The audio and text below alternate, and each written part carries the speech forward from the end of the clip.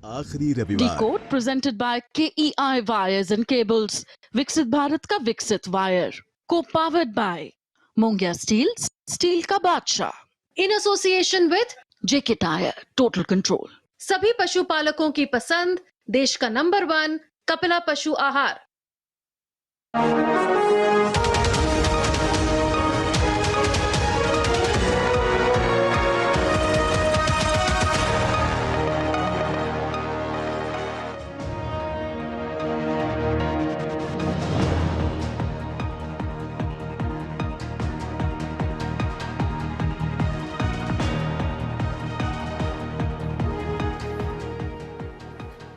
नमस्कार, मैं हूं सुधीर चौधरी और डिकोड में आपका स्वागत है। तो आइए आज की खबरों को आपके लिए डिकोड करते हैं। आज हम सबसे पहले आपको यह दिखाएंगे कि सोशल मीडिया प्लेटफॉर्म एक्स कैसे राजनीति और दुष्प्रचार का एक मैदान बन गया है। एक्स ने एक नया फीचर लॉन्च किया है जिससे आप किसी भी अकाउंट की सही लोकेशन देख सकते हैं, यानी वो अकाउंट कहां से ऑपरेट हो रहा है अब आप ये जान सकते हैं। और इस फीचर के आने से बड़ी संख्या में ऐसे अकाउंट्स एक्सपोज हो गए हैं जो भारत विरोधी हैं, हिंदू विरोधी हैं और कांग्रेस और वामपंथी विचारधारा का खुलकर प्रचार करते हैं। और अब पता चला है कि ये सारे अकाउंट्स पाकिस्तान, मलेशिया और बांग्लादेश जैसे देशों से ऑपरेट हो रहे हैं। इसके पीछे एक बड़ा कारण यह हो सकता है कि ये अकाउंट्स विदेशी फंडिंग और विदेशी ताकतों के आधार पर भारत के खिलाफ दुष्प्रचार कर रहे हैं। इन सभी अकाउंट्स में कुछ बातें कॉमन हैं, जैसे ये सभी वोट चोरी का मुद्दा उठाते हैं, ये सभी ऑपरेशन सिंदूर पर भारतीय सेना से सवाल करते हैं और इन सभी की विचारधारा हिंदू विरोधी है। और इसके बाद आपको पश्चिम बंगाल लेकर चलेंगे, जहां चुनाव आयोग ने इस बार हाउसिंग सोसाइटीज के अंदर ही वोटिंग बूथ बनाने का फैसला किया है। अब इसमें भला किसी को क्या नाराजगी हो सकती है, लेकिन ममता बनर्जी इससे भी नाराज है। अब ममता बनर्जी ने चुनाव आयोग को एक और चिट्ठी लिखकर कहा है कि इससे चुनावों की निष्पक्षता पर असर पड़ेगा और इसलिए हाउसिंग सोसाइटीज में वोटिंग बूथ ना बनाए जाएं। और आखिर में आपको अमेरिका में व्हाइट हाउस के बहुत पास हुए एक आतंकवादी हमले की तस्वीर दिखाएंगे, जिसमें अफगानिस्तान के एक शरणार्थी ने अमेरिका के 2 सैनिकों पर गोलियां चला दी। यह हमलावर एक जमाने में अफगानिस्तान का ही सैनिक हुआ करता था, जिसे अमेरिका की सेना ने ट्रेनिंग दी थी, और अब इसी सैनिक ने अमेरिकी सैनिकों पर हमला कर दिया। लेकिन सबसे पहले आपको बताते हैं कि आप आईटी सेल और सोशल मीडिया पर होने वाले दुष्प्रचार के बारे में अक्सर सुनते रहते होंगे, लेकिन ये कितना बड़ा छलावा है सोशल मीडिया, यह आज हम आपको बताने वाले हैं। एक सोशल मीडिया प्लेटफॉर्म है जिसका नाम है एक्स। आपने इसका नाम सुना होगा, जिसे पहले ट्विटर कहा जाता था। और एक्स ने एक नया फीचर लॉन्च किया है जिसमें आप किसी भी यूजर के अकाउंट की सही लोकेशन देख सकते हैं, यानी आपको पता चल जाएगा कि ये जो अकाउंट है ये कहां से ऑपरेट हो रहा है। अब भारत में इस नए फीचर पर जमकर राजनीति हो रही है। इस फीचर के आने के बाद हजारों ऐसे अकाउंट्स पकड़े गए हैं जिसमें नकली चेहरे और नकली नाम से भारत के लोगों के fake accounts Pakistan, Bangladesh, Ireland, Malaysia और अमेरिका से ऑपरेट हो रहे हैं। इसके अलावा कई असली अकाउंट्स भी हैं जिनकी लोकेशन दूसरे देशों में बताई जा रही है। कुछ विदेशी सर्वर्स के पीछे छिपकर काम कर रहे थे और कुछ खास प्रकार के अकाउंट्स तो ऐसे हैं जिनमें भारत के ही लोगों के नाम और पहचान का इस्तेमाल करके भारत के खिलाफ दुष्प्रचार किया जा रहा है। ये वही अकाउंट्स हैं जो ऑपरेशन सिंदूर के दौरान भारतीय सेना से सवाल करते हैं, चुनावों में चुनाव आयोग की आलोचना करते हैं और विपक्षी पार्टियों की तारीफ करते हैं। ये वही अकाउंट्स हैं जो हिंदुओं के खिलाफ बातें लिखते हैं और इनके लगभग सभी सोशल मीडिया पोस्ट भारत सरकार के खिलाफ होते हैं। अगर आप इन्हें पढ़ेंगे तो आपको भी ऐसा आभास होगा, आपको ऐसा प्रतीत होगा कि भारत के लोग अपनी सरकार, अपनी सेना, अपनी न्याय व्यवस्था, अपने चुनाव आयोग और अपनी व्यवस्था से बहुत ही दुखी हैं। भारत के लोग अब कभी भी क्रांति कर सकते हैं, कभी भी बगावत कर सकते हैं, इतने परेशान हो चुके हैं। इस नए फीचर से यह साफ दिखता है कि कैसे विदेशी ताकतें वोट चोरी, ऑपरेशन सिंदूर और मणिपुर जैसे मुद्दों पर एक नकली माहौल तैयार करने की कोशिश कर रही हैं। और इनमें से ज्यादातर अकाउंट्स कांग्रेस और वामपंथी विचारधारा का समर्थन करते हैं। ये इनमें कॉमन बात है। तो देखिए, ये कितनी बड़ी बात है। और एक्स भी ये बात समझ चुका था कि बड़ी संख्या में ऐसे अकाउंट्स एक्स पर हैं, इस प्लेटफॉर्म पर हैं, जो असल में कहीं बाहर से ऑपरेट कर रहे हैं और वो लोगों को ये बताते हैं कि वो भारत से ऑपरेट करते हैं। और इसी वजह से एक्स ने भी ये फीचर लॉन्च किया है जिससे अब ऐसे लोग और ज्यादा दिनों तक अपनी पहचान को छुपा ना सके और वो अब उन्हें बताना ही पड़ेगा कि वो कहां से ऑपरेट कर रहे हैं, अब वो बच नहीं पाएंगे।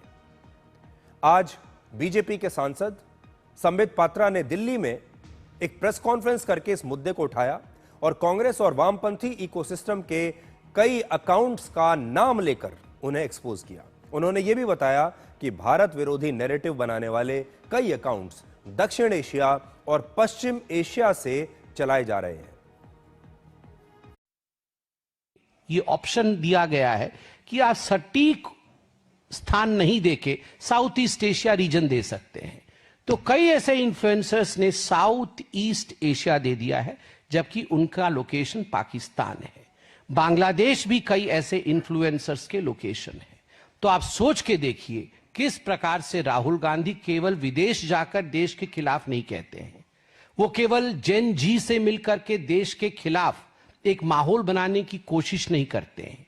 वो प्लानिंग के साथ, डिजाइन के साथ किस प्रकार से इस काम को विदेश में डेलीगेट किया हुआ है, किस प्रकार से डिवीजन ऑफ वर्क है कांग्रेस के अंदर कि बांग्लादेश से, पाकिस्तान से, साउथ ईस्ट एशिया के अन्य हिस्सों से, वेस्ट एशिया से, यूरोप से, अमेरिका से बैठे उनके लोग जो इन्फ्लुएंसर्स है, जो हमारे वोटर नहीं है, जिनका इंडिया से कोई लेना देना नहीं है, वो भारत में नरेटिव सेट करेंगे।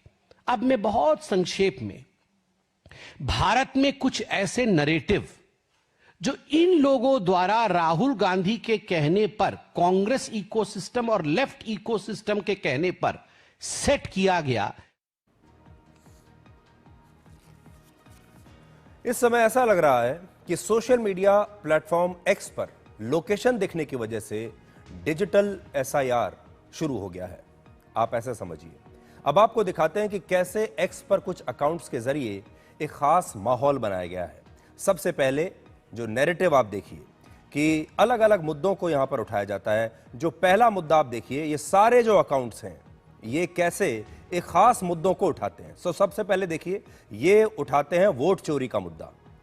ऐसे अकाउंट्स को देखिए जो ये मुद्दा उठा रहे हैं। दो अकाउंट्स जिनका नाम है दीक्षा शर्मा और दिया शर्मा, इन दोनों अकाउंट्स का लोकेशन पाकिस्तान है और इन्होंने वोट चोरी को लेकर अलग अलग पोस्ट किए हैं। ये आप देख सकते हैं। फिर देखिए, भवन जोशी का अकाउंट है और इस अकाउंट की लोकेशन है वेस्ट एशिया और इससे वोट चोरी पर कई पोस्ट किए गए हैं। ये आप देखिए जो आपके सामने है, Bhavna Joshi, account based in West Asia. लेकिन खास बात आप देखिए, 18 यूजर नेम चेंजेस, मतलब इस अकाउंट में 2022 से लेकर 2025 तक इसने 18 बार अपना यूजर नेम चेंज किया है। अब और अकाउंट्स देखिए। ये जो अगला अकाउंट आप देखेंगे, इसकी लोकेशन है नॉर्थ अमेरिका, लेकिन नैरेटिव वही है, वोट चोरी। और इस नैरेटिव में राहुल गांधी को वोट चोरी के मुद्दे से लड़ते हुए दिखाया गया है।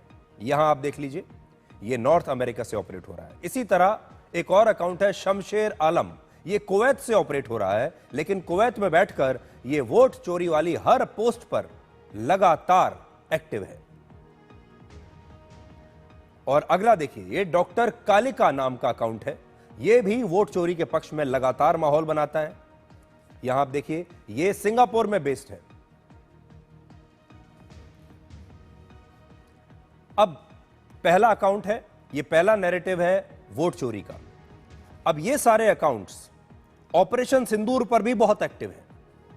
ऑपरेशन सिंदूर में सिंदूर शब्द जो इस्तेमाल किया गया, इसके खिलाफ इन्होंने पहले पूरा माहौल बनाया और फिर इन्होंने यह लिखना शुरू किया कि भारत ने सरेंडर कर दिया है। इन्होंने यह भी लिखा कि कैसे अमेरिका के राष्ट्रपति डोनाल्ड ट्रंप के दबाव में आकर भारत ने सरेंडर किया है। और ध्यान देने वाली बात यह है कि वोट चोरी और ऑपरेशन सिंदूर दोनों पर पोस्ट करने वाले कुछ अकाउंट्स सेम हैं, कॉमन है। वेस्ट एशिया में बने निधि सिंह राठौर के अकाउंट से ऑपरेशन सिंदूर को लेकर कई पोस्ट किए गए और इन अकाउंट्स को देखकर साफ लगता है कि ये फर्जी हैं और इस अकाउंट को भारत विरोधी पोस्ट करने के लिए ही खास तौर पर बनाया गया है। और इन सभी पोस्ट में नफरत फैलाने के लिए जिस तरह की तस्वीरों का इस्तेमाल किया गया है वो हम आपको यहां दिखा नहीं सकते। इसी तरह मणिपुर का मुद्दा भी इन सब ने मिलकर उठाया और मणिपुर के मामले में एक भारत विरोधी नैरेटिव तैयार किया और मणिपुर के बारे में इन अकाउंट्स के जरिए अक्सर अफवाहें फैलाई गई। इन अकाउंट्स का लोकेशन पाकिस्तान और सिंगापुर जैसे देश है और सोशल मीडिया प्लेटफॉर्म एक्स के ये अकाउंट्स भारत विरोधी माहौल बनाने के साथ साथ एक काम और करते हैं। इनके सारे पोस्ट कांग्रेस पार्टी की तारीफ में होते हैं, इनके सारे पोस्ट राहुल गांधी की तारीफ में होते हैं। जैसे साउथ एशिया में बने विग्नेश आनंद के अकाउंट से राहुल गांधी की जमकर तारीफें होती हैं। अब आपको एक और बड़ा दिलचस्प पैटर्न दिखाते हैं, कैसे इन अकाउंट्स के जरिए एक तरफ वोट चोरी का मुद्दा उठाया जाता है और दूसरी तरफ राहुल गांधी को हीरो बताया जाता है। अब बीजेपी का आरोप है कि ये अकाउंट्स राहुल गांधी के लिए एक टूल किट के तौर पर काम करते हैं और पाकिस्तान से काम कर रहे दिया शर्मा नाम के अकाउंट से एक पोस्ट में वोट चोरी का नैरेटिव बनाया गया और दूसरे पोस्ट में राहुल गांधी की तारीफ की जाती है। इसी तरह से वेस्ट एशिया से चल रहे निधि सिंह राठौर के अकाउंट से पहले वोट चोरी पर सवाल उठाए जाते हैं और फिर बाद में राहुल गांधी को हिंदुस्तान का हीरो बताया जाता है।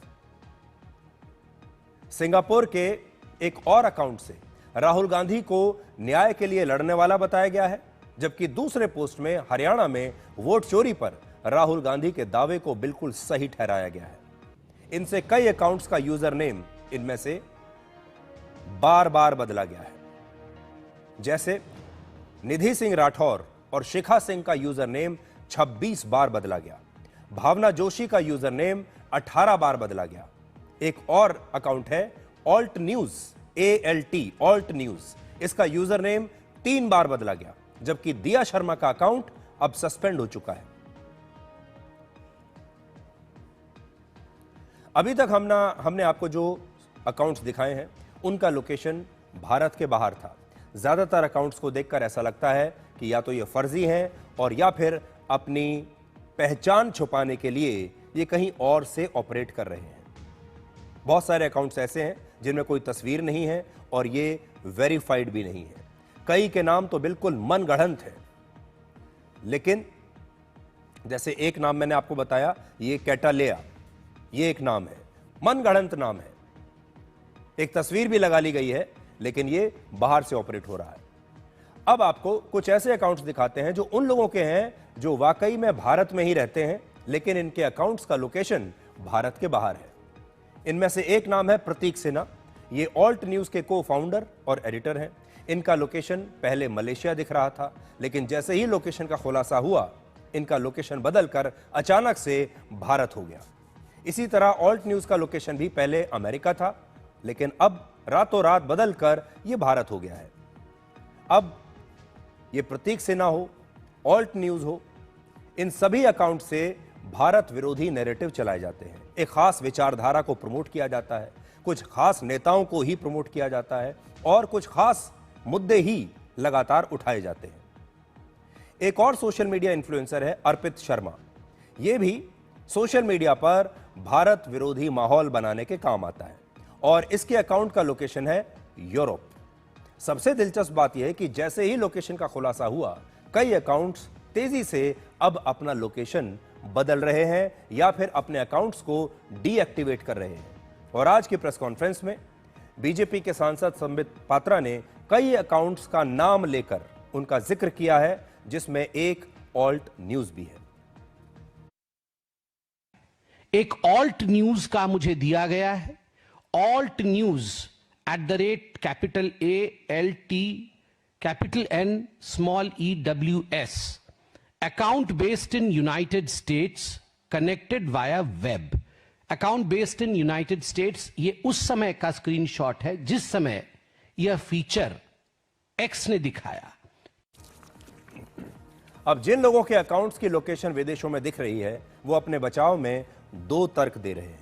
पहला तर्क तो ये दे रहे हैं कि वो VPN का इस्तेमाल करते हैं और ये जो लोकेशन बाहर की दिख रही है, ये VPN की वजह से हो रहा है। लेकिन VPN यानी वर्चुअल प्राइवेट नेटवर्क का इस्तेमाल कोई तब करता है जब उसे कुछ या तो छुपाना होता है या उसे कोई ऐसी साइट्स देखनी होती हैं जो उस देश में बैन हो। हालांकि ये भी कहा जाता है कि इससे आपकी एक वर्चुअल सेफ्टी होती है, कोई आपके सिस्टम में हैक नहीं कर सकता, इसलिए भी बहुत सारे लोग VPN का इस्तेमाल करते हैं।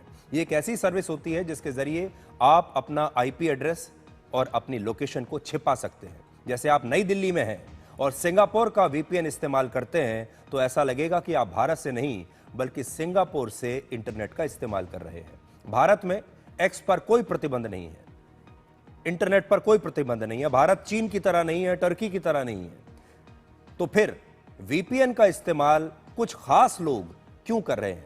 देखिए, कोई बड़ी बड़ी कंपनियां अगर हों, बहुत सारी बड़ी बड़ी कंपनियां हैं, वो VPN का इस्तेमाल करती हैं। कई कंपनियां ऐसी हैं जिनके जो ऑपरेशंस हैं वो एक नहीं अनेकों देशों से चल रहे हैं। मल्टीनेशनल कंपनियां हैं, उनमें हजारों लोग काम करते हैं। अगर ऐसी कोई कंपनी VPN का इस्तेमाल करती है तो समझ में आता है। लेकिन आम यूजर्स, किसी के 5,000 फॉलोअर्स हैं, किसी के 50,000 फॉलोअर्स हैं, किसी के 2,500 फॉलोअर्स हैं, ये यूजर्स सारे VPN का इस्तेमाल कैसे कर रहे हैं और किस मंशा के साथ कर रहे हैं? और फिर यही लोग भारत के खिलाफ इतना बड़ा दुष्प्रचार क्यों कर रहे हैं? सबसे बड़ी बात यह है, मुद्दा VPN का इस्तेमाल करने का भी नहीं है। मुद्दा यह है कि ये सारे खास लोग एक स्पेशल पैटर्न के तहत काम करते हैं। तो बड़ा सवाल यह है कि क्या अपनी लोकेशन छिपाने के लिए VPN का इस्तेमाल करके विदेशी सर्वर्स का इस्तेमाल किया जा रहा है? दूसरा तर्क यह भी दिया जा रहा है कि X के टेक्निकल ग्लिच की वजह से लोकेशन दूसरे देशों की आ रही है, यह गलती से हो रहा है, यह कोई टेक्निकल फॉल्ट है। एक बड़ा सवाल यह है कि अगर किसी ने दूसरे देश की यात्रा नहीं की है तो सिर्फ कुछ ही घंटे में उनकी ये लोकेशन धीरे धीरे कैसे बदलती जा रही है। और ये खास तौर पर मैं उन लोगों के लिए कह रहा हूं जिनके व्यक्तिगत अकाउंट है, इंडिविजुअल अकाउंट है, कंपनियों के अकाउंट्स की तो मैं बात ही नहीं कर रहा यहां। आज ये भी तर्क दिया जा रहा है कि कई बड़ी कंपनियों के अकाउंट्स का लोकेशन भी दूसरे देशों में है, लेकिन ये कंपनियां जिनके बारे में ये जो इस प्रकार के लोग हैं जिनके नाम हमने लिए, ये आज आ रहे हैं और कह रहे हैं कि देखिए बड़ी बड़ी दूसरी भी कंपनियां बता रहे हैं कि उनके भी तो दूसरे देशों से अकाउंट्स चल रहे हैं। लेकिन आपको एक बात ये समझना होगा, जो बड़ी बड़ी कंपनियों के ये नाम ले रहे हैं, कई चैनल्स के भी नाम लिए जा रहे हैं, ये सारे भारत के खिलाफ दुष्प्रचार नहीं करते। अगर किसी कंपनी का अकाउंट कहीं बाहर से चल रहा है, वो कंपनी अपने इस्तेमाल के लिए उस अकाउंट को रखे हुए है, उसमें कंपनी के बारे में, कंपनी अपनी पॉलिसीज के बारे में बता रही है। वहां से भारत के बारे में दुष्प्रचार नहीं हो रहा, वहां से वोट चोरी का मुद्दा नहीं उठाया जा रहा। ये इस प्रकार के जो व्यक्तिगत अकाउंट हैं जो बाहर से ऑपरेट हो रहे हैं और एक खास राजनीतिक एजेंडा पर चल रहे हैं, ये बात उनकी है। आज अगर आप किसी भी कंपनी का नाम लेंगे, उस कंपनी का कोई व्यक्तिगत एजेंडा नहीं है। अगर आप उनके सारे अकाउंट्स को देखेंगे तो उनमें से आपको एक भी पोस्ट ऐसा नहीं मिलेगा जो आप ये कह सकें कि ये भारत के खिलाफ है या ये किसी खास एजेंडे के तहत हो रहा है। ये जो कंपनियां हैं और जो दूसरी चीजें हैं जिनके अकाउंट्स के नाम लिए जा रहे हैं कि इनके भी बाहर हैं, ये वोट चोरी पर माहौल नहीं बना रही, ये SIR का विरोध नहीं कर रही, ये ऑपरेशन सिंदूर पर भारतीय सेना से सवाल नहीं पूछ रही। ये बड़ी बड़ी कंपनियां हो सकता है कि VPN का सही इस्तेमाल कर रही होंगी, लेकिन जिनके बारे में आज हम आपको बता रहे हैं, ये बड़ी कंपनियां नहीं हैं, ये संस्थान नहीं है, ये व्यक्तिगत लोग हैं, एक एक नाम से अकाउंट बने हुए हैं। और ये एक ऐसा विषय है जो हमारे देश में ज्यादातर लोगों को अभी भी समझ में नहीं आएगा, बहुत टेक्निकल विषय है। इसलिए आज हमने अपने साथ एक विशेषज्ञ को शामिल किया है इस अपने प्रोग्राम में, और हमारे साथ हैं अमित दुबे, जो एक बहुत मशहूर साइबर एक्सपर्ट हैं और साइबर फॉरेंसिक्स और एथिकल हैकिंग के भी ये विशेषज्ञ हैं, और मुंबई से हमारे साथ इस समय ये जुड़ रहे हैं। अमित, मैं आपका बहुत बहुत स्वागत करता हूं, और सबसे पहले आपसे ये चाहता हूं कि आप हमारे जो दर्शक हैं उन्हें सरल भाषा में ये समझाइए कि जो पूरा मामला है कि X पर कुछ खास लोगों के अकाउंट्स मिल रहे हैं, ये बाहर से ऑपरेट हो रहे हैं और ये एक खास विचारधारा को प्रमोट करते हैं। इसके पीछे आप क्या देखते हैं? देखिए, पहले ये चीज समझना जरूरी है कि एक्स का इम्पैक्ट किसी भी देश के लिए कितना ज्यादा है। यदि आप भारत की बात करें तो भारत में 2-2.25 करोड़ के करीब यूजर्स हैं एक्स के। 140 करोड़ से ज्यादा की पॉपुलेशन में 2 करोड़ लोग किसी भी मेन स्ट्रीम मीडिया का नैरेटिव सेट कर सकते हैं। ये पावर है एक्स की।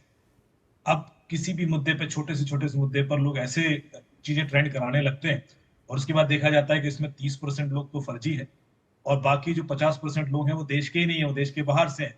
तो फिर वो चीज इतनी इंपॉर्टेंट क्यों बन जाती है कि मेन स्ट्रीम मीडिया में उसके बारे में डिस्कशन होने लगे। ये एक एजेंडा के तहत किया जाता है कि इसकी इंपॉर्टेंस बढ़ा दी जाए और इतनी बड़ी कर दी जाए कि बाकी सारे काम के मुद्दे पीछे रह जाए। ये बात हमेशा से होती रही, आपने पहले भी देखा होगा। मैं हमेशा सरकार को एक तरह की रिपोर्ट देता रहा हूं जिसमें हम लोग जांच करके पता करते रहे कि कितने % जो ट्वीट हो रहे हैं बाहर से हो रहे हैं। कनाडा, दुबई, पाकिस्तान, म्यांमार से भी ट्वीट होते थे।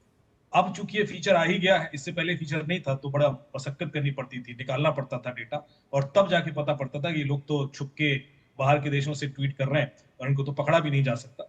अब ये बात खुल के सामने आ गई। आपने देखा होगा इसमें 2 फीचर।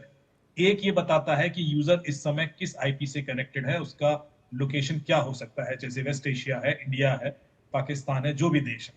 दूसरा फीचर है कि यूजर ने जब ट्विटर यूज करना शुरू किया तो उसने ऐप कहां से इंस्टॉल की, जर्मनी से इंस्टॉल की, उसका आईफोन था या एंड्रॉइड। ये भी बड़ा इंटरेस्टिंग। अब आप देखना बहुत सारे लोगों का जो ओरिजिनल लोकेशन है वो जर्मनी आ रहा है और उसके बाद यदि वो भारतीय लोकेशन पर दिख रहे हैं तो ये भी बहुत कुछ कहानी कहता है। ये भी हो सकता है कि वहां से ही ऑपरेट किया जा रहा हो और लेकिन अब इंडियन वीपीएन यूज किया जा रहा हो क्योंकि उसको यहाँ का दिखाना है। दूसरी चीज, कई बार ऐसा भी हुआ है कि आपने नोटिस किया होगा कि वेब से लोग मैनेज कर रहे हैं क्योंकि बहुत सारे बॉट हैंडल वेब के थ्रू ही चलते हैं। उनको हम मोबाइल या यूजर नहीं मान सकते, वो बॉट हैंडल्स होते हैं। तो ये सारी चीजें लगातार अब एक्सपोज हो रही है, सामने दिख रही है, बता रही है कि कितना बड़ा ऑर्गेनाइज्ड रैकेट है इसके पीछे जो किसी देश की पॉलिटिकल सिस्टम को भी हिला सकता है। और ये कंसर्न था इलॉन मस्क का, उन्होंने देखा और अभी जब एक्सपोज हुआ तो यूएस के अकाउंट भी एक्सपोज हुए हैं जिसमें जो इस तरह के लोग हैं जो यूएस के बाहर के हैं वो ओपिनियन दे रहे हैं और देश विरोधी गतिविधियों में लिप्त है। तो ये प्रॉब्लम सिर्फ भारत की नहीं है, पूरे विश्व की है, जहां ट्विटर को बैन भी इसीलिए किया गया था क्योंकि वो इम्पैक्ट कर रहा था उनके पॉलिटिकल सिस्टम। सवाल ओपिनियन देने का नहीं है, सवाल यह है कि आपको छुप के ओपिनियन क्यों दें। इसका मतलब है आप झूठ बोलना चाह रहे हैं, इसका मतलब है आप कुछ ऐसा कर रहे हैं जिसके लिए आपके पास कोई एविडेंस ही नहीं है, लेकिन आप एक नैरेटिव सेट करना चाहते हैं। ऐसे लोग या ऐसे बॉट्स किसी भी देश के लोकतंत्र के लिए खतरा है क्योंकि हम ओपिनियन पे चलते हैं, हम नंबर्स पे चलते हैं। यदि 50,000 लोग एक ओपिनियन दे रहे हैं तो उसको सुना जाता है, उसके बारे में बात की जाती है। पर हमें यदि पता पड़े कि 50,000 में 49,000 लोग पाकिस्तान के हैं या दुबई के हैं तो फिर हमारे देश का लोकतंत्र खतरे में आ जाता है। जी अमित, ये चीज मेरे ख्याल से मेरा अगला सवाल आपसे ये है कि आज अगर आप देखें एक्स पर अगर कोई खास मुद्दा ट्रेंड करता है तो आप देखते हैं एक्स पर आता है कि टॉप ट्रेंडिंग में क्या क्या है। और एक्स इतना छोटा प्लेटफॉर्म है हमारे देश में कि अगर 5-10 हजार लोग भी किसी मुद्दे पर एक खास हैशटैग के साथ ट्रेंड अगर लिख दें तो वो चीज़ ट्रेंड हो जाती है।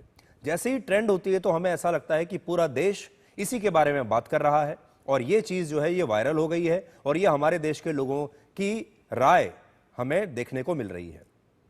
तो आप क्या ये कहने की कोशिश कर रहे हैं कि बहुत बार जो हम देखते हैं कि कोई चीज़ ट्रेंड कर रही है, कोई विषय ट्रेंड कर रहा है, वो कई बार बाहर से ट्रेंड हो रहा होता है?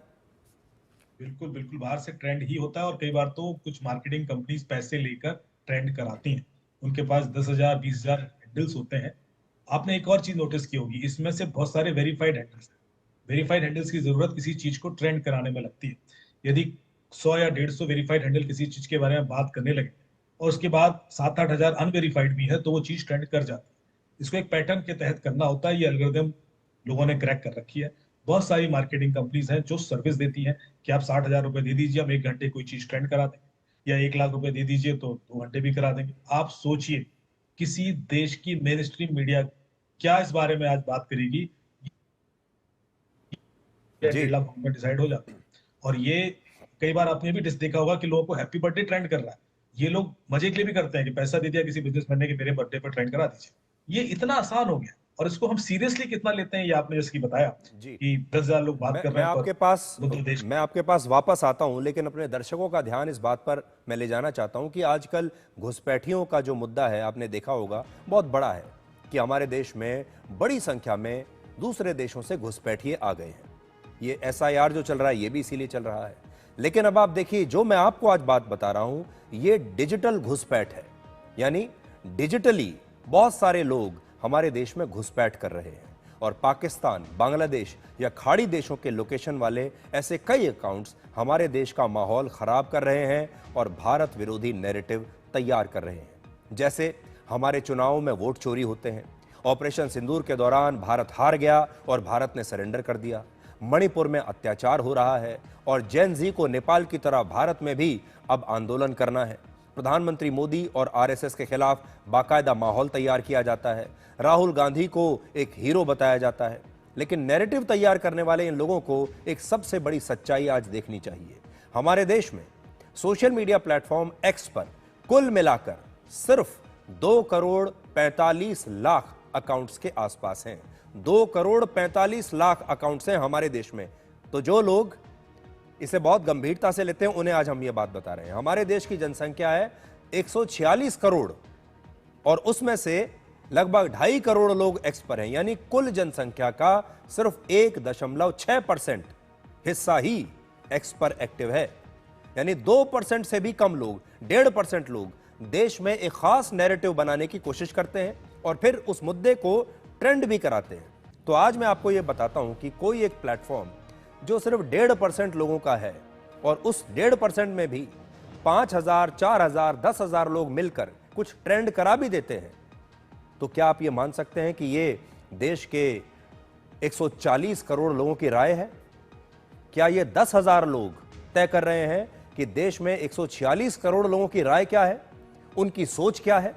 क्या ये 10-20 हजार लोग ये तय कर देंगे कि हमारे देश के लोग राहुल गांधी को हीरो मानते हैं या फिर प्रधानमंत्री मोदी को हीरो मानते हैं या फिर चुनाव सही हुए हैं या गलत? सच यह है कि इस नैरेटिव या ट्रेंड का असर कभी भी चुनाव पर पड़ता नहीं, वोटरों पर पड़ता नहीं। ये आपने हमेशा देखा होगा और बिहार चुनाव के नतीजे इसका सबसे बड़ा सबूत है। अगर आप X पर जाएंगे तो आपको लगेगा कि बिहार में तो बीजेपी बुरी तरीके से हार रही है। आप X पर जाएंगे तो आपको ऐसा लगेगा कि ऑपरेशन सिंदूर के दौरान पाकिस्तान जीत गया, भारत का बुरा हाल हो गया और भारत ने अमेरिका के दबाव में समझौता किया है। आप अगर X पर जाएंगे तो आपको लगेगा कि मणिपुर तो भारत से कट के अलग हो गया है। लेकिन सच्चाई इसके बिल्कुल उलट है और यही बात मैं आपको बता रहा हूं कि ये 1.5% लोगों का प्लेटफॉर्म आज ये तय करने की कोशिश कर रहा है कि इस देश के 140-45 करोड़ लोग क्या सोचते हैं। बिहार चुनाव में SIR के खिलाफ बाकायदा माहौल बनाया गया, वोट चोरी को इतना बड़ा मुद्दा बनाया गया। चुनाव के दौरान ये मुद्दे सोशल मीडिया पर लगातार ट्रेंड कर रहे थे, लेकिन चुनाव में इसका कोई असर नहीं हुआ और विपक्ष की कितनी बड़ी हार हुई ये आप आज खुद देख चुके हैं। इसलिए एक बड़ी बात यह है जिस पर मैं वापस अमित के पास जा रहा हूं और वो ये कि सोशल मीडिया प्लेटफॉर्म खास तौर पर जैसे X है, ऐसा लगता है कि देश का आम आदमी तो X पर है ही नहीं। X पर सिर्फ या तो IT सेल के लोग हैं या कार्यकर्ता हैं या फिर उस प्रकार के लोग हैं जो किसी न किसी विचारधारा के प्रचार से जुड़े हुए हैं। इसमें सर 2 चीजें और मैं डेटा पॉइंट दूंगा। ये जो 2 करोड़ 46 लाख है, इसमें एक सर्वे के मुताबिक करीब 17 से 18% फेक अकाउंट जो ट्विटर ने खुद जब एक्विजिशन हो रहा था तो एक्सेप्ट किया था, जिसके बेस पर उनकी डील कैंसिल भी होने वाली थी। लेकिन उसके बाद शायद बात ये हो गई कि उसी वजह से तो वो कमाते हैं जो फेक अकाउंट है, तो वो एक पॉजिटिव भी बन गया। लेकिन यहाँ पर 85% मेल है, जो 2.5 करोड़ में आप बात की है, 15% फीमेल है। लेकिन जब मैं फ्रॉड अकाउंट की बात करता हूँ, जिनके बारे में हम सवाल कर रहे हैं, तो ये रेशियो बदल जाता है। उसमें करीब 65% फीमेल होती है और 35% मेल होते हैं। इसका मतलब है वो जानबूझ के फीमेल फेसेस यूज करते हैं ताकि भरोसा बने लोग। ये बड़ी स्ट्रैटेजी है।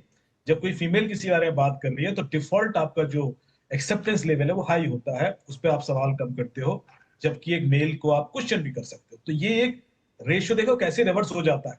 ये 2.5 करोड़ की बात करेंगे तो 85% और 15% है, लेकिन जब मैं उसमें से सेलेक्टिव वो वाले निकाल लूं जो इस तरह के नैरेटिव सेट कर रहे हैं और वो देश के बाहर के हैं, तो फीमेल ज्यादा है मेल का। ये जानना इसलिए जरूरी है कि ये और पुख्ता करती है इस चीज को कि ये बड़े स्ट्रेटजी के थ्रू हो रहा है और ये चीज आउटराइटली रिजेक्ट करनी चाहिए।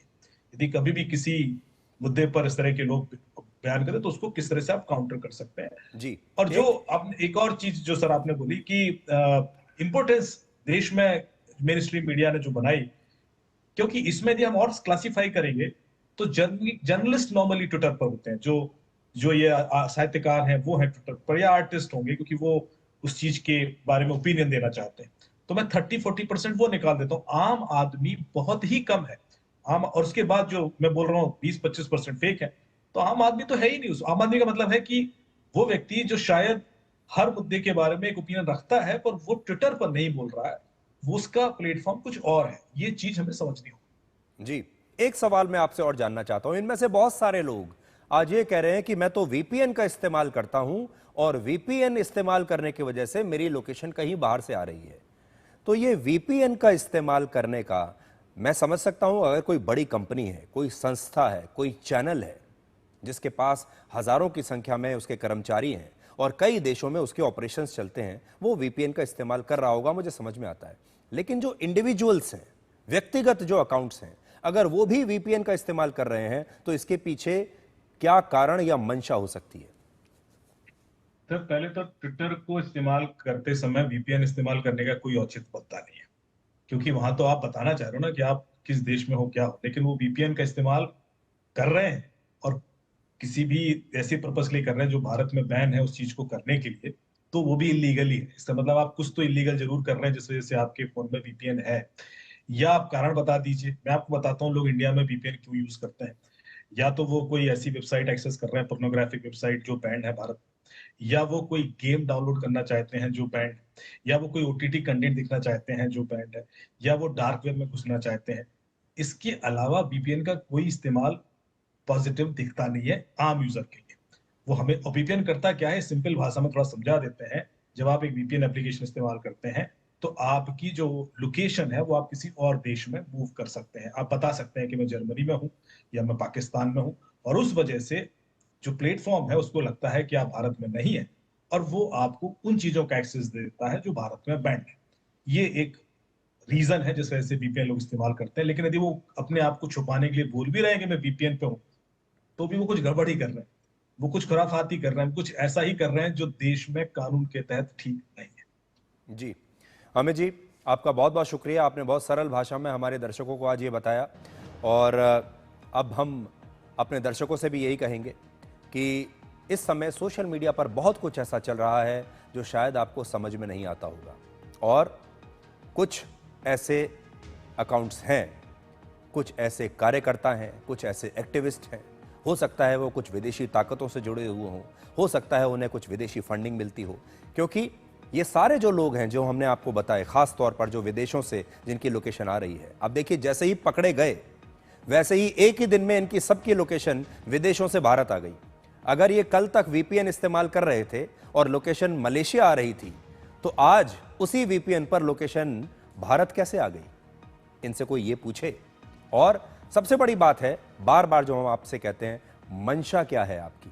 इन सब की जो मंशा है वो एक ही है, और वो है भारत को लेकर दुष्प्रचार करना, भारत को एक कमजोर देश बताना, भारत की हार साबित कर देना, भारत के चुनावों को यह साबित कर देना कि ये चुनाव धांधली से होते हैं, और कुल मिलाकर एक देश को जो कमजोर करने की पूरी रणनीति होती है, ये उस पर काम कर रहे हैं। ऐसा बांग्लादेश में हो चुका है, हमने देखा है, ऐसा नेपाल में हो चुका है, हमने देखा है। वहां पर भी ये क्रांति इंटरनेट के जरिए और सोशल मीडिया के जरिए ही लाने की कोशिश की गई थी। लेकिन भारत बहुत बड़ा देश है, यहाँ 146 करोड़ लोग रहते हैं। ये मुट्ठी भर 2, 4, 10, 20 हजार लोगों से 50 हजार लोग अगर ये अकाउंट बना भी लेंगे, ये बात सही है कि ये वायरल करा देते हैं चीज़ों को, ये ट्रेंड करा देते हैं, लेकिन आज भी हमारा जो भरोसा है भारत के लोगों में, भारत के दर्शकों में, वो अटूट है। और आज इसीलिए हमें ये लगा कि आज हमें आपको इसके बारे में पूरी जानकारी देनी चाहिए, ताकि आप जब भी इसके बाद कभी सोशल मीडिया पर जाएं, खास तौर पर एक्स पर अगर आप जाएं, तो आप सतर्क रहें और जो कुछ आपको दिखाया जा रहा है उस पर आप आंख बंद करके विश्वास ना करें। ये आज आपको खबर दिखाने की हमारी मंशा है, क्योंकि ये सारे लोग, इनका रिमोट कंट्रोल किसके पास है, पैसे कहां से आते हैं, जो भी छोटी छोटी संस्थाएं भी अगर इन्होंने चलाई हुई हैं, उसको चलाने का पैसा कहां से आ रहा है, और ये सारी बातें करने के पीछे इनकी मंशा क्या है, इसके बारे में आपको जरूर सोचना भी चाहिए और सवाल इनसे पूछने चाहिए। इसलिए आज मैं आपसे ये कहना चाहता हूं कि अगर ये सारे लोग एक्टिव हैं, सक्रिय हैं सोशल मीडिया पर, तो इनसे सवाल पूछिए कि ये सब करने के लिए इनके पास कहां से पैसा आ रहा है और क्यों ये ऐसा काम कर रहे हैं, क्यों अपनी पहचान छुपा रहे हैं। अब डिजिटल घुसपैठियों के बाद बात करते हैं बांग्लादेशी घुसपैठियों की, जो पश्चिम बंगाल के चुनाव में एक बड़ा मुद्दा बन गए हैं। कल हमने आपको यह दिखाया था कि एसआईआर के बाद पश्चिम बंगाल से बड़ी संख्या में घुसपैठिए वापस बांग्लादेश भाग रहे हैं। पश्चिम बंगाल की मुख्यमंत्री ममता बनर्जी इसे लेकर बहुत परेशान हैं और आज वो हाउसिंग सोसाइटीज में पोलिंग बूथ बनने से बहुत नाराज हैं और इसका विरोध कर रही हैं। यानी चुनाव आयोग से ममता बनर्जी की मुश्किलें खत्म होने का नाम नहीं ले रही। अब देखिए चुनाव आयोग ने नई बात क्या की है। चुनाव आयोग ने इस बार पश्चिम बंगाल में जो हाउसिंग सोसाइटीज हैं उनके अंदर ही वोटिंग बूथ बनाने का फैसला किया है, जिसके बाद ममता बनर्जी ने 24 नवंबर यानी सोमवार को मुख्य चुनाव आयुक्त ज्ञानेश कुमार को एक चिट्ठी लिखी, जिसमें कहा कि पोलिंग स्टेशन हमेशा सरकारी स्थानों पर ही होने चाहिए और तब वो ज्यादा निष्पक्ष होते हैं। हालांकि वहां की हाउसिंग सोसाइटीज के में रहने वाले लोगों के मुताबिक चुनाव में कई बार उनके बदले कोई और वोट डालता है। आप खुद उनके बयान सुनिए। और हमारे दूरदर्शन के संवाददाता सौरभ दत्त ने वहां से एक ग्राउंड रिपोर्ट की है, जिसमें यह बताया है कि कैसे हाउसिंग सोसाइटीज के वोटरों को तृणमूल कांग्रेस के कार्यकर्ताओं ने धमकाया था और वो अपनी वोट नहीं डाल पाए थे। पहले आप ये रिपोर्ट देख लीजिए। मैं जब छोटी थी, मेरा वोट नहीं हुआ था, पापा के साथ जब जाते थे तो देखते हैं कि माँ का नाम नहीं है, तो कहाँ है, फोन करते, बोला तो वोट हो गया कब का। तो ये तो हम लोग देख के ही भरे हुए हैं ना, तो इधर होने से कोई चिंता नहीं है कि किल्ला जी का वोट कोई दूसरा नहीं दे सकते हैं, मेरा वोट कोई दूसरा नहीं दे सकते हैं। 2024 में वो जब इलेक्शन कंप्लीट हो गया, उसके बाद रिजल्ट आउट होने के बाद कुछ हमारे यहाँ बाई फोर्स ऑटो वगैरह कुछ मैन पावर ज़बरदस्ती वो लोग कॉम्प्लेक्स में इंटर किए और इंटर करके कॉम्प्लेक्स में वो लोग स्लोगन भी दिए। तो ये खेला होबे एरकम बोले सेटा ऐसा होना नहीं चाहिए। हम लोग का कॉम्प्लेक्स आज 22 साल पुराना कॉम्प्लेक्स है, इसमें कहीं कोई डिस्टर्बेंस नहीं हुआ। वो फर्स्ट टाइम ये डिस्टर्बेंस हम लोग को हुआ। उल्टाडांगा सन सिटी कॉम्प्लेक्स, ये जो उल्टाडांगा सन सिटी कॉम्प्लेक्स है, ये जो चुनाव आयोग का प्रपोजल है उसके साथ इसका ताल्लुक का काफ़ी गहरा है। साल 2024 पार्लियामेंट्री इलेक्शन का माहौल था और उसके बाद इसी कॉम्प्लेक्स में 100 के तादाद में ऑटो रिक्शा घुस गए थे। उस समय ममता बनर्जी ने ही स्लोगन दिया था खेला होबे। वो स्लोगन यहाँ की हाई राइज की हर बिल्डिंग में गूंज रही थी। डीजे बॉक्स के साथ आउटसाइडर्स थे, वो चले आए थे इस कॉम्प्लेक्स के अंदर। वो जो हादसा था अब तक इस कॉम्प्लेक्स के जो रेसिडेंट्स हैं वो नहीं भूली है। वो कह रहे हैं कि वो सोच के ही उनको अभी तक उसका जो ट्रॉमा अभी तक उनको सताती है, अभी तक वो ट्रॉमा में है। तो देखिए बड़ा मुद्दा क्या है। अभी आप जो देख रहे थे, पश्चिम बंगाल में ऐसी बहुत सारी हाउसिंग सोसाइटीज़ हैं और आप किसी भी राज्य में रहते हैं, किसी भी शहर में रहते हैं, आपके यहाँ भी ऐसी हाउसिंग सोसाइटीज़ होंगी और हर हाउसिंग सोसाइटी में एक नहीं सैकड़ों वोट होते हैं। कई जो बड़ी सोसाइटीज़ होती हैं वहाँ तो सैकड़ों परिवार रहते हैं। अब वहाँ पर हो ये रहा था कि ये सारे के सारे परिवार कई बार तो निकल ही नहीं पाते थे। जो टीएमसी के कार्यकर्ता हैं वो घर से जाने ही नहीं दे रहे हैं कि आप वोट डाल सकें, और जब वो जाते भी थे तो उन्हें पता चलता था कि उनका वोट पहले ही किसी और ने डाल दिया। आप सोचिए, उनके रास्ते रोक लिए जाते थे। इसलिए चुनाव आयोग ने यह तय किया कि इस बार हाउसिंग सोसाइटीज के अंदर ही वोटिंग बूथ बनाए जाएंगे, ताकि उस सोसाइटी में रहने वाले लोग अपनी सोसाइटी के अंदर, अपनी चार दीवारी के अंदर ही पूरी सुरक्षा के साथ अपना वोट डाल सके। ये सारे लोग जिनके बारे में हम बात कर रहे हैं। अब आप सोचिए, अब ममता बनर्जी को इससे परेशानी हो रही है।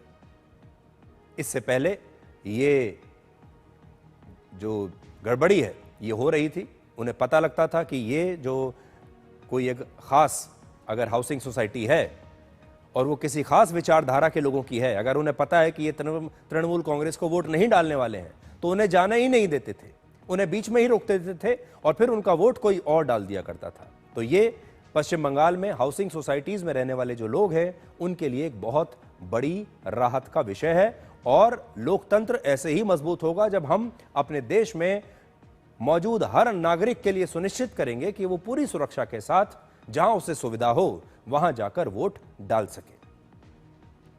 अब आपको अमेरिका में व्हाइट हाउस के पास हुए एक आतंकवादी हमले की तस्वीर दिखाते हैं। अमेरिका की पूर्व विदेश मंत्री हिलरी क्लिंटन ने एक बार कहा था कि आप अपने घर में सांप पालकर यह उम्मीद नहीं कर सकते कि वो सिर्फ आपके पड़ोसियों को ही डसेगा और आपको नहीं डसेगा।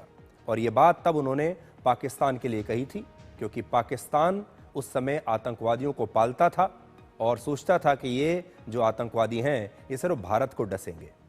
लेकिन आज हालात ऐसे बन गए कि ये लाइन, ये विचार अमेरिका पर लागू हो रहा है। अमेरिका ने अफगानिस्तान के जिन लोगों को, जिन सैनिकों को खुद मिलिट्री ट्रेनिंग दी थी, अब वही लोग अमेरिका में आकर अमेरिका पर हमला कर रहे हैं। आज व्हाइट हाउस के पास अफगानिस्तान के एक शरणार्थी ने अमेरिका के 2 सैनिकों पर गोलियां चला दी और इन दोनों की हालत इस समय बहुत ही गंभीर है। यह हमला 29 वर्ष के रहमानुल्लाह लाकनवाल ने किया है। रहमानुल्लाह अफगानिस्तान के काबुल का रहने वाला है और वो अफगानिस्तान में अमेरिकी खुफिया एजेंसी CIA की एक गोपनीय यूनिट के लिए काम किया करता था। इस फोर्स का नाम है कांधार स्ट्राइक फोर्स और आप इस व्यक्ति का आई कार्ड भी देख सकते हैं। ये देखिए, कांधार स्ट्राइक फोर्स का इसका आई कार्ड है जो आपकी स्क्रीन पर है। और इसे उस समय अमेरिका की सेना ने ही ट्रेनिंग दी थी। यह हमलावर एक जमाने में अफगानिस्तान का सैनिक हुआ करता था जिसे अमेरिका की सेना ने ट्रेनिंग दी। अफगानिस्तान पर तालिबान के कब्जे के बाद वर्ष 2021 में जो बाइडेन की सरकार ने रहमानुल्लाह जैसे बहुत सारे लोगों को अमेरिका में शरण दे दी और इसी साल अप्रैल में इस शरण को जो है औपचारिक रूप में इसे क्लियर कर दिया गया। अब यह वहां का शरणार्थी बन गया। अब सोचिए, अमेरिका की सरकार जिस आदमी को लेकर आई, जिस पर भरोसा किया, जिसे अपने यहां उन्होंने शरणार्थी का दर्जा दे दिया, अब वही आदमी उनके लिए घातक साबित हो रहा है, वही आदमी उन पर हमला कर रहा है। रहमानुल्लाह ने व्हाइट हाउस से सिर्फ 1 किलोमीटर दूर एक मेट्रो स्टेशन के पास 2 सैनिकों पर जानबूझकर गोली चलाई और यह हमला अनजाने में नहीं हुआ। इसके बाद तुरंत वहां पर अमेरिकी राष्ट्रपति की सीक्रेट सर्विस के एजेंट्स और सुरक्षा बल पहुंच गए। वहां लगातार फायरिंग हुई और आखिरकार रहमानुल्लाह को गिरफ्तार कर लिया गया। इस हमले में घायल दोनों सैनिकों को सिर में गोली लगी है और उनकी हालत इस समय बहुत गंभीर है। अमेरिका के राष्ट्रपति डोनाल्ड ट्रंप ने इसे एक आतंकवादी घटना बताया है और कहा है कि जो भी इसमें शामिल होगा उन्हें इसकी बहुत बड़ी कीमत चुकानी पड़ेगी। We must now re-examine every single alien who has entered our country from Afghanistan under Biden, and we must take all necessary measures to ensure the removal of any alien from any country who does not belong here or add benefit to our country.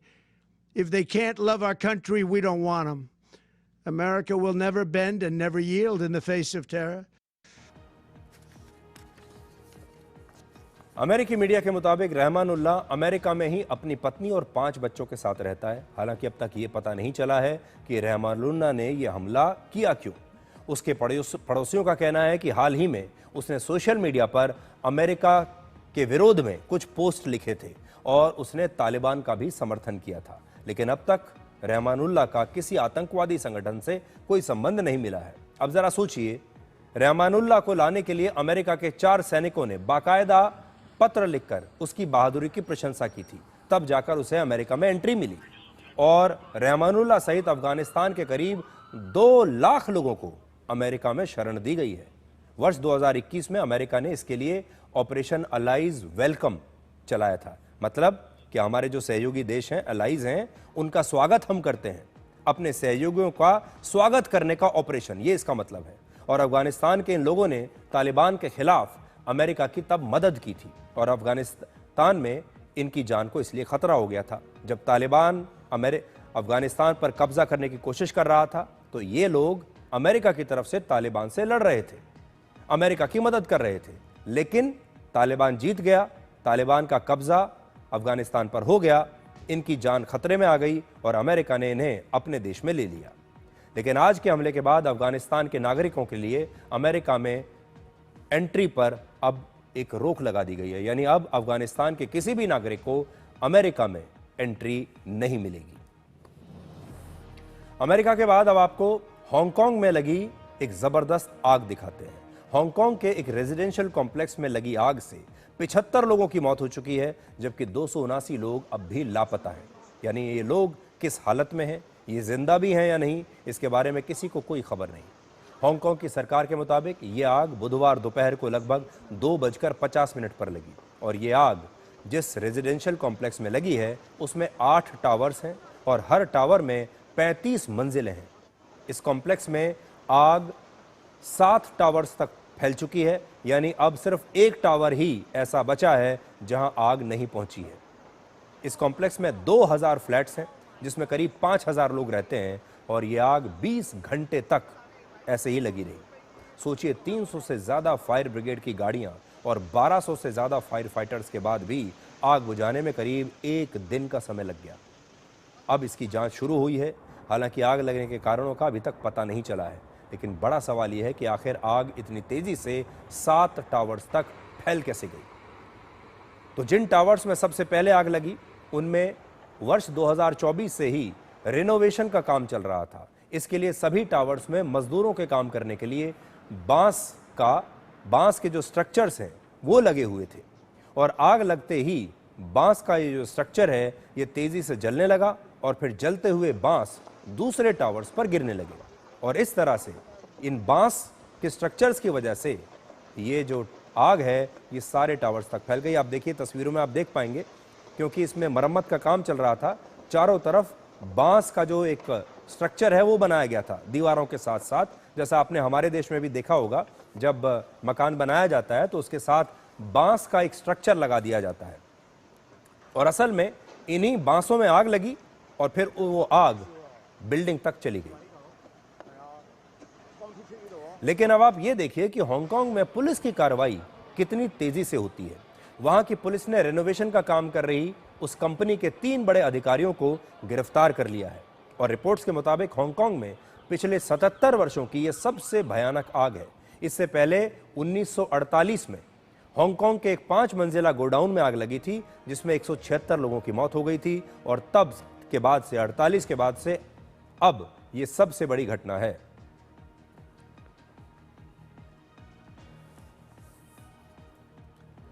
अब एक छोटा सा break और break के बाद आपको दिखाएंगे कि आतंकी डॉक्टरों के नेटवर्क के बाद अब कैसे आतंकवाद में वकीलों का एक नेटवर्क सामने आया है।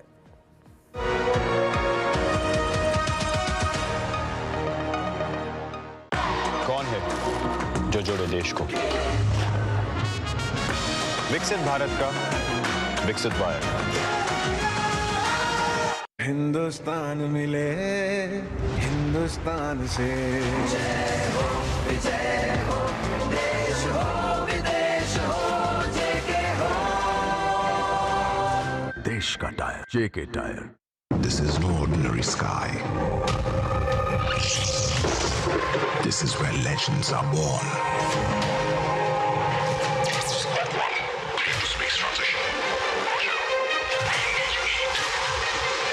In the vast expanse above, the Indian Air Force reigns. Unseen, unstoppable, unmatched. The Indian Air Force to be a cut above.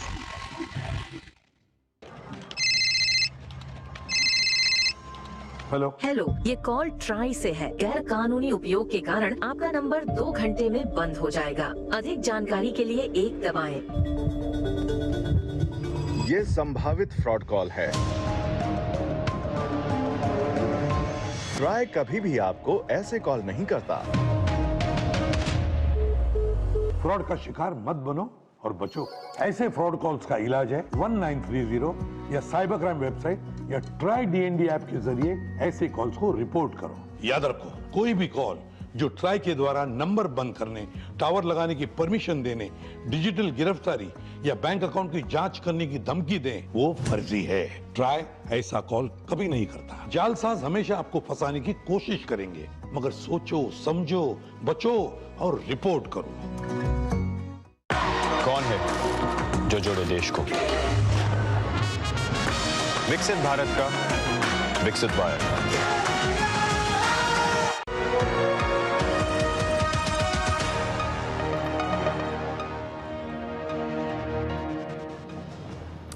Lal Qila blast में डॉक्टर्स के स्लीपर सेल के बाद अब हरियाणा के नूंह में वकीलों का एक नेटवर्क मिला है जो पाकिस्तान के लिए जासूसी कर रहा था।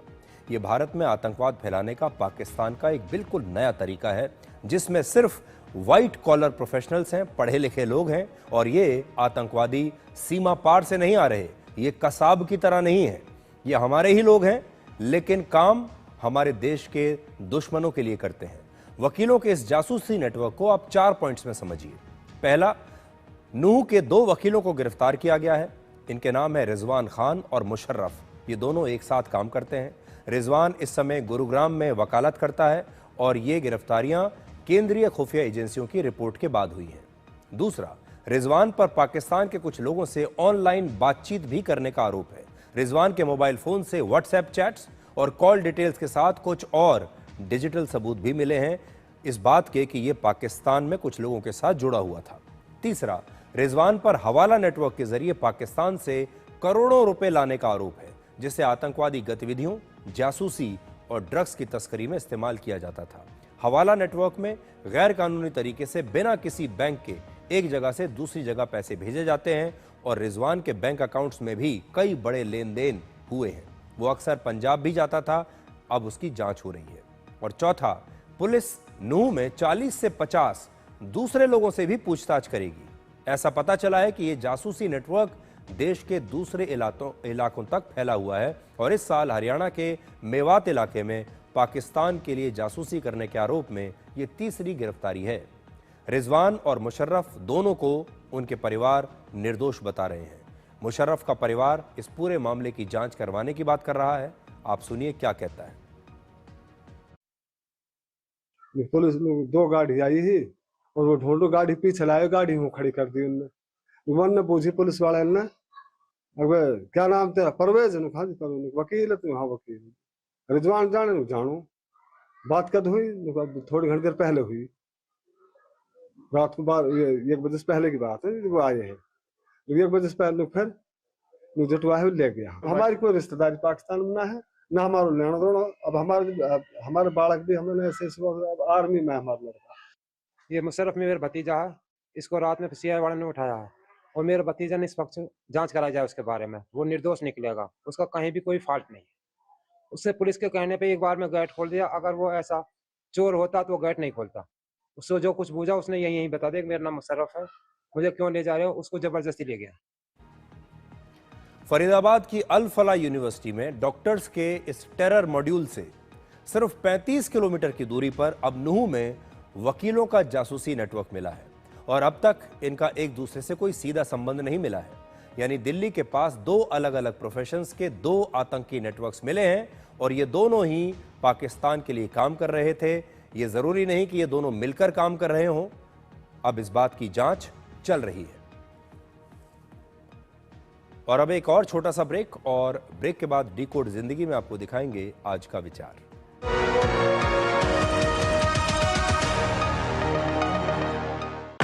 कौन है जो जोड़े देश को? विकसित भारत का विकसित वायर। गोल्डी मसाले के 100 ग्राम के स्पेशल पैक्स में फ्रेशनेस लॉक है। ऐसे गोल्डी मसाले जहां जाएं रिश्ते बनाएं। इस देश की हर माँ, बच्चे, बूढ़े, जवान, खिलाड़ी, डॉक्टर, इंजीनियर, सबको गाय भैंस की दूध की शक्ति पर भरोसा है। पर जब इन पशुओं को कपिला पशु आहार मिलेगा, तभी तो दूध सिर्फ ज्यादा ही नहीं, शक्ति से भरपूर भी होगा। कपिला पशु आहार, देश का नंबर 1 पशु आहार।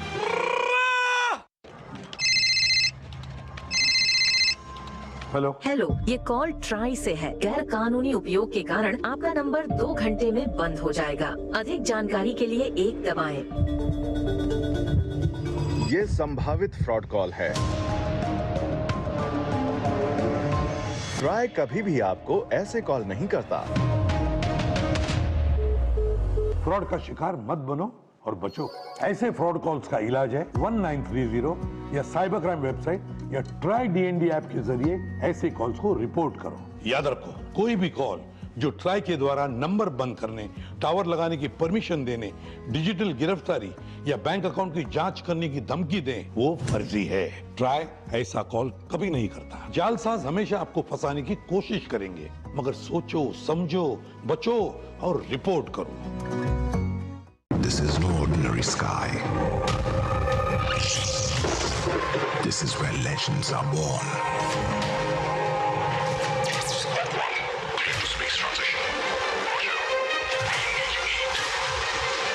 In the vast expanse above, the Indian Air Force reigns.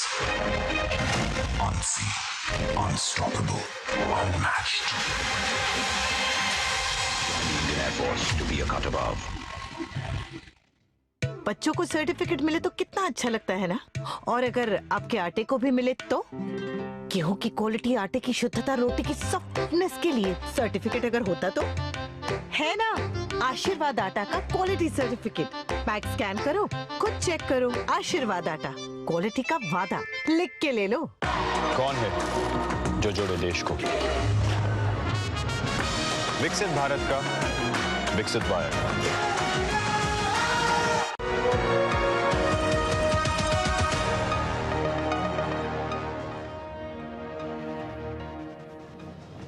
तो आज के लिए डिकोड में इतना ही। अब आपसे हमारी अगली मुलाकात होगी कल रात 9 बजे। तब तक आप खुश रहिए, सुरक्षित रहिए, स्वस्थ रहिए।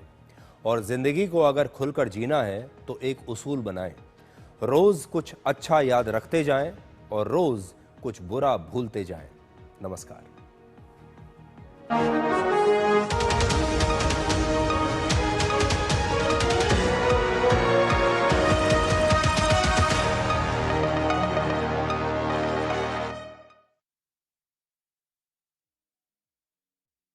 सामुदायिक सहयोग से बदलती तस्वीर। अब बंजर नहीं, हरित क्रांति की भूमि है शिवपुर घाटा। गुजरात के गांवों में दिख रहा है एक नया ट्रेंड। पढ़े लिखे युवा कर रहे हैं वापस गांव का रुख, बदल रही है गांव की तस्वीर। मिलवाएंगे आपको उत्तर प्रदेश के एक ऐसे युवा से जो कि बचे खुचे कपड़े से बना रहे हैं खूबसूरत परिधान। होंगी और भी अच्छी खबरें, देखिए मेरे साथ गुड न्यूज जज्बा इंडिया का ये विशेष एपिसोड इस रविवार शाम 7:30 बजे सिर्फ DD न्यूज पर। आखिरी रविवार जब बजते हैं सुबह के 11, एक साथ होता है पूरा देश सुनने मन की बात। मेरे प्यारे देशवासियों, नमस्कार। मन की बात में आप सबका स्वागत है। यहाँ होती है मैं नहीं हम की बात, सामूहिकता की शक्ति के साथ। मोदी जी के साथ देश का संवाद और जन जन से सीधा जुड़ाव। साथ आते हैं करोड़ों दिल और होती है देश के छोटे कस्बों गांव में उभरते इनोवेटिव आइडियाज की बात। अपनी सेवा से समाज बदलने में जुटे साइलेंट हीरोज की बात। भाषा और परंपरा, विज्ञान और विरासत की बात। विदेश में भारतीय संस्कृति की बात। अन्नदाता की मेहनत, नारी शक्ति की लगन, खेल का जज्बा, युवाओं की आकांक्षा, भारतीय श्वान से लेकर पेड़ और प्रकृति की बात, योग और आयुर्वेद से आरोग्य की बात।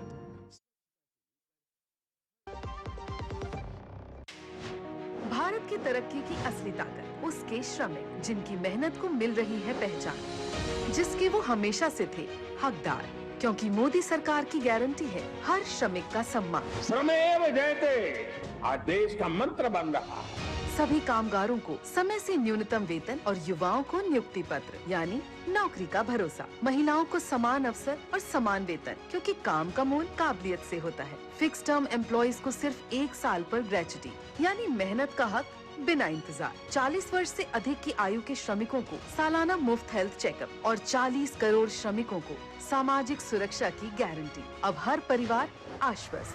ये है लेबर रिफॉर्म्स। तो आइए मिलकर बनाएं श्रमिक सम्मान से आत्मनिर्भर Bharat. Welcome to the world that is future ready. Swipe your world, go shopping, grab offers, you are so ready.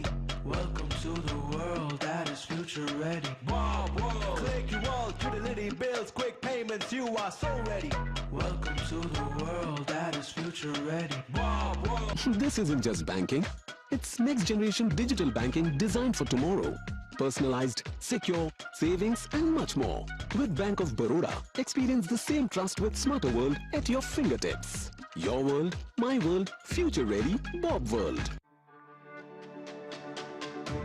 मेरी पसंद, मेरी पसंद, मेरी पसंद, मेरी पसंद, हमारी पसंद, हम सबकी पसंद। मजबूत देश का मजबूत सरिया हो गया स्टील। इस देश की हर माँ, बच्चे, बूढ़े, जवान, खिलाड़ी, डॉक्टर, इंजीनियर, सबको गाय भैंस की दूध की शक्ति पर भरोसा है। पर जब इन पशुओं को कपिला पशु आहार मिलेगा, तभी तो दूध सिर्फ ज्यादा ही नहीं, शक्ति से भरपूर भी होगा। कपिला पशु आहार, देश का नंबर 1 पशु आहार। ये वाला दिखाना। गया तेरा प्राइस मनी। कुछ इन्वेस्टमेंट भी कर लेती, आते समय कर लिया मोबाइल से। कहाँ? गवर्नमेंट सिक्योरिटीज में। हाँ, RBI retail direct mobile app है ना। रिटेल डायरेक्ट स्कीम द्वारा इन्वेस्टमेंट यानी मैच्योरिटी पे guaranteed returns, no brokerage, no hidden fees. मान गए? आपको नहीं, ऐप को। RBI कहता है जानकार बनिए, सतर्क रहिए। क्या आपको है आकर्षक बचत विकल्पों की तलाश? LIC प्रस्तुत करता है नवजीवन श्री सिंगल प्रीमियम प्लान। एक मुश्त प्रीमियम राशि जमा करें, जीवन बीमा कवर का आनंद उठाएं, परिपक्वता पर